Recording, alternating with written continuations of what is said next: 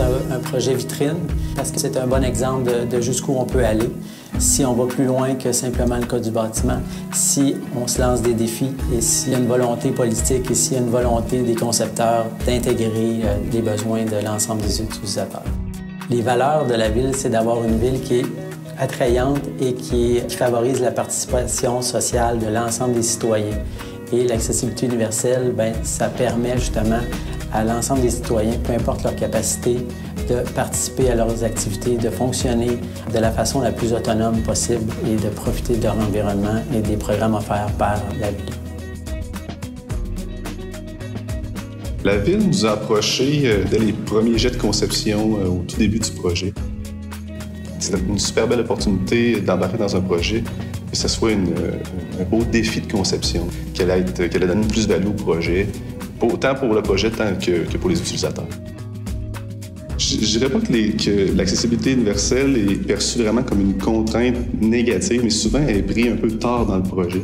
Fait que souvent, on a l'impression qu'elle est plaquée au projet quand le projet est terminé. Donc, on a un peu un clash entre le concept architectural et le résultat final, juste parce qu'on a ajouté ces éléments-là. Ça a été un apprentissage de part et d'autre parce qu'on a co-construit nos compétences. On a challengé les architectes avec l'expertise des ergothérapeutes, des spécialistes en mobilité et on a amené des points, pourquoi on fait ça comme ça, pourquoi on construirait de telle façon. L'accessibilité, c'est pas une limitation à la créativité des architectes, c'est un défi. Il y a eu une très belle collaboration de la part des architectes. Ils ont réussi comme concepteurs à être très créatifs et à tourner les contraintes en potentiel.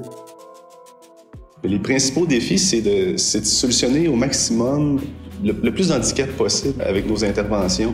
La complexité de tout ça, c'est que des fois, une solution pour un handicap donné peut créer un problème pour un autre handicap. Donc, c'est vraiment de gérer toutes ces contraintes-là ensemble pour bonifier au maximum le projet.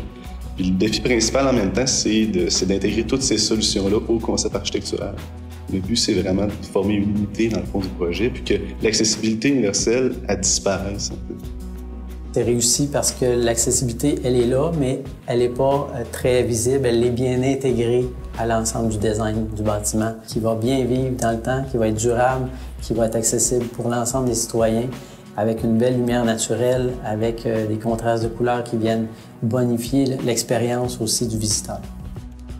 Si on éliminait ces éléments-là, le projet perdrait un peu de son sens ou de son essence, je dirais. Une œuvre architecturale réussie, c'est l'unité que va former le bâtiment avec les utilisateurs, avec son environnement. Que les solutions apportées soient efficaces, que ce soit fonctionnel, mais qu'il y ait une touche, je dirais, spéciale dans le bâtiment qui fait qu'on a le goût de s'y promener et qu'on se sent à l'aise dans le bâtiment. Le Code du bâtiment traite exclusivement des personnes en fauteuil roulant. Le guide d'accessibilité inclut les personnes qui ont des limitations visuelles et auditives. Donc, c'est beaucoup plus large. Ça ajoute des contraintes pour les concepteurs, mais c'est le défi qu'on leur lance d'intégrer tout ça dans la conception des nouveaux bâtiments. On a une ville qui est plus invitante. On a une ville où on a des gens qui sont moins isolés, qui peuvent sortir de chez eux, qui peuvent interagir avec les autres citoyens, qui peuvent profiter de l'ensemble des activités qui sont offertes en ville, que ce soit les spectacles, les activités. Plus l'espace est convivial pour tous, c'est gagnant pour tout le monde.